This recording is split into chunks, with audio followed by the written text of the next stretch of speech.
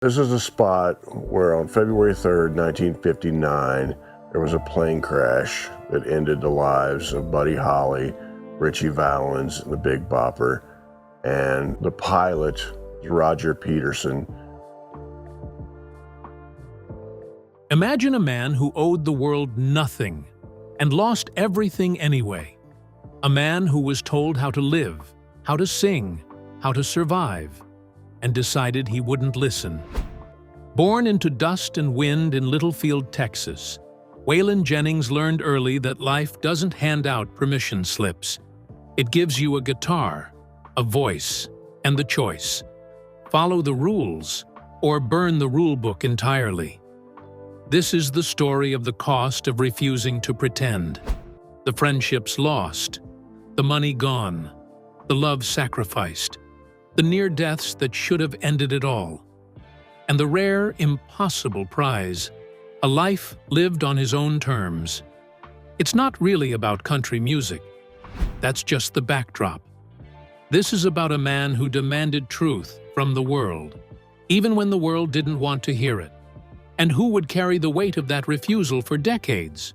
And it begins with an airplane seat, a joke, and a question that would haunt him for 43 years. By the end of this story, you won't just know Waylon Jennings. You'll understand what it truly costs to be real. The Plane Crash Legacy, February 2nd, 1959. Clear Lake, Iowa. It's the kind of cold that seeps into your bones, that makes you question why anyone ever chose to live north of Texas. Outside the surf ballroom, a small tour bus rattles against the winter wind. Its windows are fogged with breath and cigarette smoke. Inside, 4 young men are packing instruments into a plane that looks like it was built from aluminum, stubbornness, and prayer. A single engine, a gamble. A coffin is waiting. Buddy Holly, 22, already a legend. Ritchie Valens, 17, with his whole life ahead of him. The Big Bopper, 28, larger than life in both body and laugh. And Waylon Jennings, 21, Buddy Holly's bass player, his best friend, his brother in everything but blood. Buddy Holly wasn't just a frontman to Waylon. He was the lifeline that pulled him out of nothing. Waylon was broke, playing small clubs for tips, scraping by as a DJ in Lubbock. Talent didn't pay rent. Buddy saw the fire in him and said, "You're coming with me." No auditions, no contracts, just a gut decision. That decision would launch Waylon's career. That night, in the bitter Iowa cold, Buddy looked at Waylon and asked, "You coming?" Waylon had the flu. His bones ached. He was exhausted in a way that sleep couldn't fix. So he gave up his seat on the plane to the Big Bopper. It was a joke, a small mercy, a decision he thought inconsequential. He joked back to Buddy, "See, I hope your old bus freezes up." Buddy grinned and replied, "Well, I hope your old plane crashes." The plane, a Beechcraft Bonanza piloted by 21-year-old Roger Peterson with only 4 hours of instrument flight time, took off at 12:55 a.m. Minutes later, it disappeared into the night.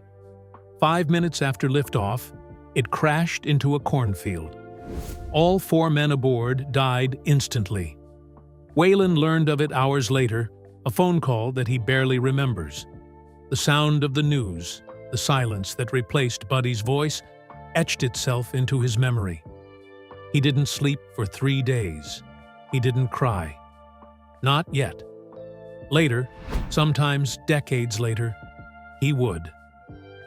In the middle of the night, when the drugs wore off and the alcohol stopped working, the silence of that Iowa winter returned to him. "I hope your old plane crashes." Those words haunted him. Survivor's guilt doesn't heal like a cut. It doesn't fade like a scar. It calcifies. It becomes part of your skeleton, part of your marrow, as permanent as the cold that night. Every morning Waylon woke with the question, why me? Why not him? Buddy was the future. Buddy was the talent, and he, Waylon, was just the bass player, left alive on borrowed time. From that moment forward, Waylon Jennings lived under a shadow that was also a driving force. He understood, in ways few people ever do, that life could be taken at any second. Every stage, every recording session, every choice carried the weight of having been spared. That knowledge became the engine of his career, the fuel behind every risky note, every defiant lyric, every outlaw move that would later define country music. Survival became both a curse and a gift, but it allowed him to push boundaries, to challenge the Nashville establishment, to create the outlaw movement that changed the genre forever. It forced him to confront mortality early and to live fully, loudly, authentically, because he had already stared into the void and walked away. That night in Iowa didn't just take 4 lives, it created a reckoning for the 5th. Waylon Jennings was left with the responsibility of living with the consequences of a joke, a choice, a seat given up. He carried it for decades, and it shaped everything he became. The man who refused to pretend, who refused to compromise, and who ultimately left a legacy as uncompromising and real as the music he made. Because sometimes, survival is the beginning of the story, not the end. War with Nashville. By the mid-1960s, Waylon Jennings had arrived in Nashville. Nashville look is bad most of the time, and this looks like a real good quality video. It's great. Technical. At the heart of country music.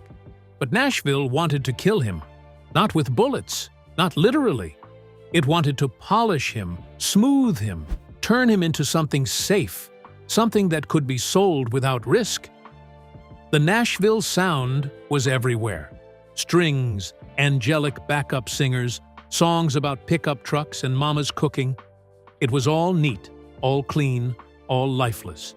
Every rough edge was sanded down, every ounce of grit removed. Waylon hated it. He recorded song after song, album after album, watching producers turn his low, gravelly West Texas drawl into something that would play between detergent commercials. He felt himself disappearing, replaced by a version of himself that could win awards but couldn't speak truth. The Country Music Male Vocalist of the Year Award. And the winner is Waylon Jennings. And the cost was real. He turned to alcohol. He started using amphetamines to survive grueling road schedules, sometimes performing over 300 shows a year. His body became a rental car, his mind a motel room. Even his marriage to his first wife, Lynn, cracked under the strain. He was angry, adrift, desperate, and alone. Then, in 1970, he met Jessie Coulter, a songwriter, pianist, and force of nature. She saw through the chaos, past the drugs and guilt. "Why are you letting them do this to you?" she asked. Something snapped in Waylon. For the first time, he realized he could fight back. He demanded creative control from RCA, refused to record under the suffocating rules of the Nashville machine, and insisted on working with his own band, playing his own songs, raw, live, unpolished. The label said no. Waylon said, "Then I'm done." For a while, he was blacklisted. Radio ignored him. Promoters avoided him. The industry turned its back. But Waylon had already survived near-death experiences. He survived a plane crash that killed Buddy Holly, Richie Valens, and the Big Bopper. Guilt and fear no longer controlled him. In 1972, he released Ladies Love Outlaws. It flopped commercially, but marked a statement. He was no longer a puppet. The next year, he walked into a New York studio with Billy Joe Shaver's songs, recorded live with 4 musicians, no separation, no second takes. "That's the take. That's the truth," he told the engineer. The album, Honky Tonk Heroes, didn't sell millions immediately. but it sounded like freedom. Raw, real, alive. And that freedom would change the course of country music forever, inspiring a generation of artists to reclaim their own sound. Waylon Jennings had stopped running from the machine. And in doing so, he taught the world that authenticity isn't safe, but it's contagious. Fame, addiction, and self-destruction. Success, it turns out, is just another cage, just a prettier one, just one with better room service. By 1975, Waylon Jennings is a superstar.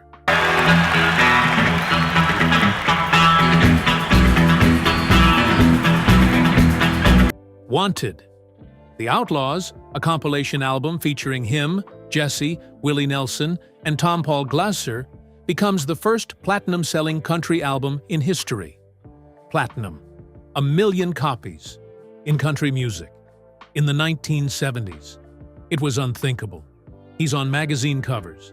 He's on television. He's selling out arenas. He's standing on stages that Buddy Holly never got to see. And he is absolutely, completely, devastatingly falling apart.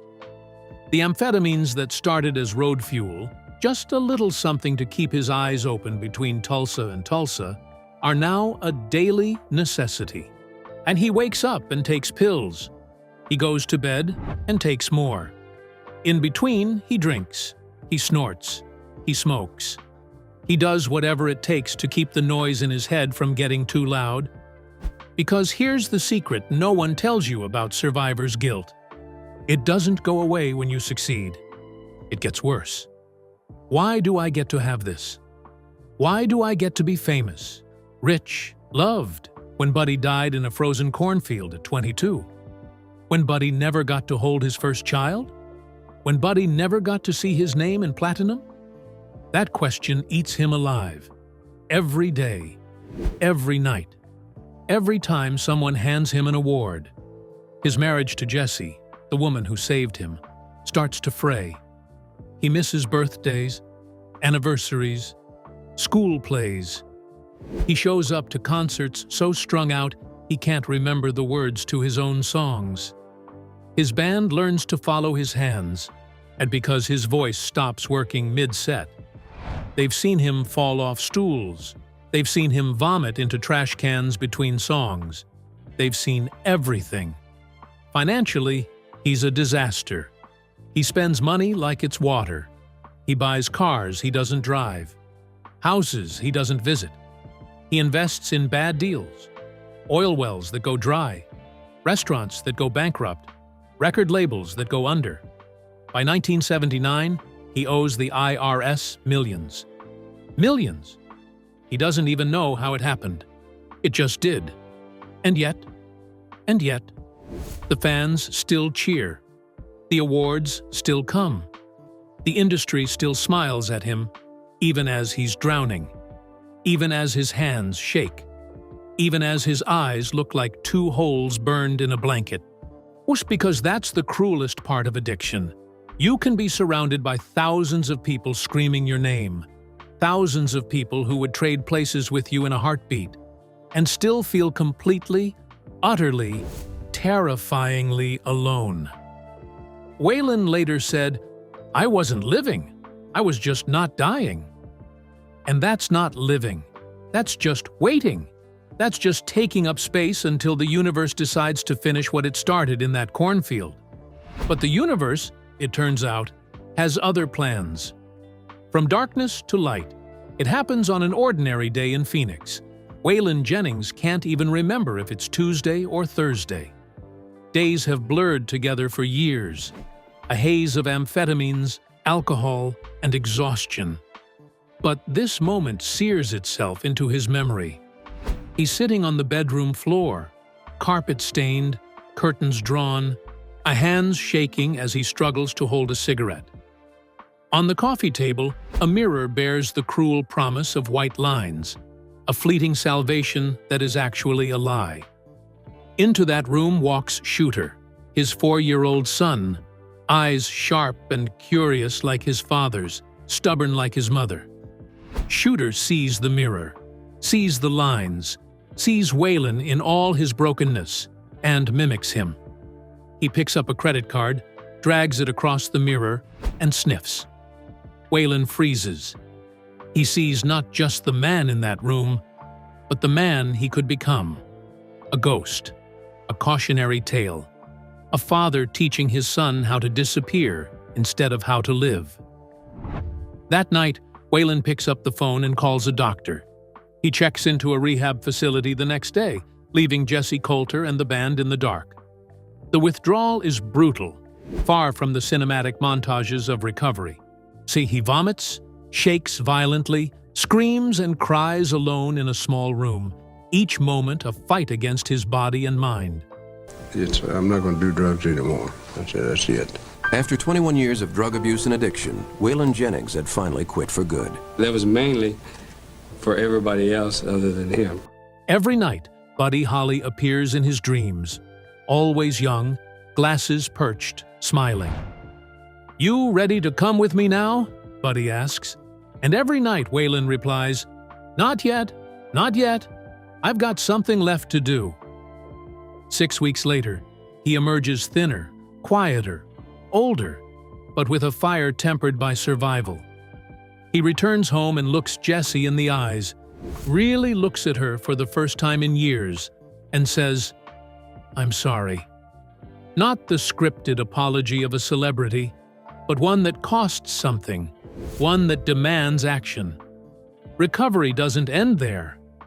Waylon goes to meetings, writes songs for himself, not radio or money, reconnects with Shooter, reads to him, shares stories of Buddy Holly, lets the boy witness tears and honesty.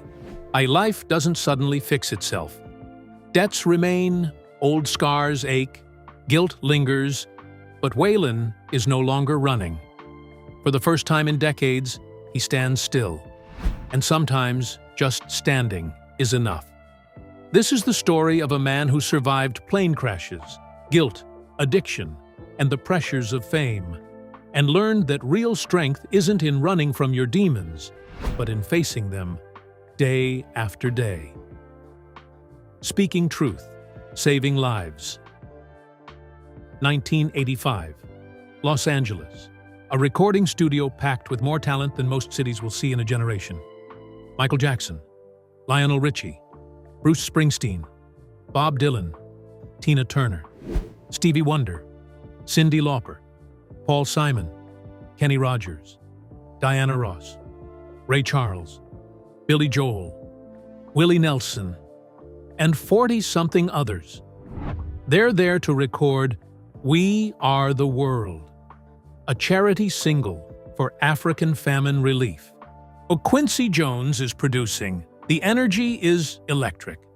On this day in history, dozens of pop stars came together to perform "We Are the World." In 1985, more than $60 million was raised for African famine relief. Historic. This is the kind of moment that gets written about in history books.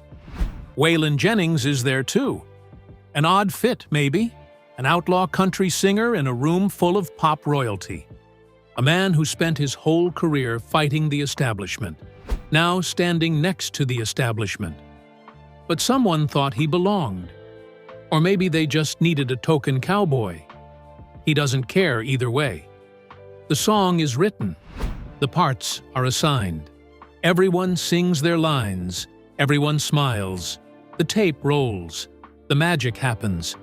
And then, the producers make an announcement. There's going to be a Swahili verse, just a short one, a few lines, a gesture of respect, to honor the people they're trying to help. The room nods, makes sense, respectful, beautiful, a nice touch. But Waylon raises his hand. "Yeah, what are y'all doing?" Quincy Jones explains. The Swahili verse, the cultural connection, the gesture. Waylon stands up. He's not angry. He's not dramatic. He's just tired. Tired of pretending. Tired of gestures. Tired of people doing things because they look good instead of because they work. He says, "We're singing in a language nobody in America understands. To raise money for a continent where nobody speaks English as a first language. Why don't we just sing in English, the language of the people buying the records, and send them the money? The room goes quiet. You have to understand, this is a room full of people who are used to being the smartest person in the room. This is a room full of legends. And nobody, not one of them, thought of that.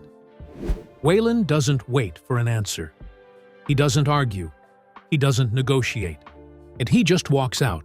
Not a tantrum, not a protest, not a statement. Just a man who spent his whole life being told to smile and nod and play along, and decided one more time to refuse. The Swahili verse is dropped. The song is recorded entirely in English. We Are the World goes on to sell over 20 million copies. It raises more than $60 million for famine relief. We Are the World was released 5 weeks later. It would go on to sell more than 7 million copies, and tons of high schools like mine got to sing it in the grand finale of all their shows. And again, help raise millions in aid to help feed people. It saves lives. Real lives. Children who would have died, didn't. Villages that would have starved, didn't. Because a man from Littlefield, Texas, spoke up. Because he refused to pretend. Because he asked a simple question that nobody else thought to ask. Waylon never bragged about it, never mentioned it in interviews. When asked years later, he just shrugged and said, "It didn't make any sense, so I said so." That's it. That's the whole secret. He just said so. Waylon Jennings lived a life that asked questions louder than any song ever could. He dared the world, and himself, to confront the cost of being real. And now, the question is yours. How much of yourself are you willing to risk to be true? How far would you go? How much would you sacrifice to refuse the world's script and write your own? Because stories like his don't end with a final note. They echo. They challenge. They linger in the choices we make every day. The world is full of voices waiting to be heard. Voices that refuse to settle, refuse to conform, refuse to lie to themselves. And the next one might be yours. The question remains, are you ready to answer it?